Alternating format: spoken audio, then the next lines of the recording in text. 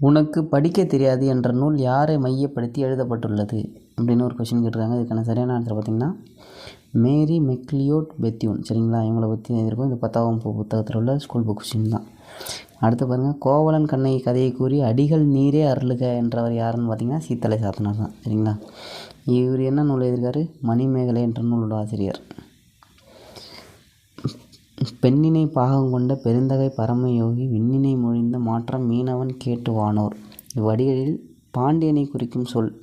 பாண்டியன் பார்த்திங்கன்னா இந்த மீனவனுங்கிற சொல் தான் பாண்டியனை குறிக்கும். சரிங்களா, அடுத்து பாருங்கள், மாறன் தன் நண்பன் இனியனிடம் இந்த மாறன் ஒரு நாளும் நேரம் தவற மாட்டான் என்று கூறுவது என்ன வழுவமைதின்னு கேட்டிருக்காங்க. இதற்கான சரியான ஆன்சர் பார்த்திங்கன்னா ஆப்ஷன் சி தான், இட வழுவமைதி. இது எங்கேருந்து கேட்டிருக்காங்கன்னு பார்த்திங்கன்னா 10ஆம் வகுப்பு தமிழ் புத்தகத்தில் 4வது பாடத்தில் இட வழுவமைதி கொடுத்துருக்காங்களா. மாறன் என்பான் தன்னை பற்றி பிறரிடம் கூறும்போது இந்த மாறன் ஒரு நாளும் பொய் கூற மாட்டான் என தன்மையினை படர்க்க இடத்தில் கூறுவது இட வழுவமைதி. சரிங்களா, அப்படியே ஒரு புக் பேக் கொஷினுங்க, அதாவது காப்பி பேஸ்ட் பண்ணியிருக்காங்க இந்த கொஷினை. சரிங்களா, அதே போல் இந்த கொஷினுமே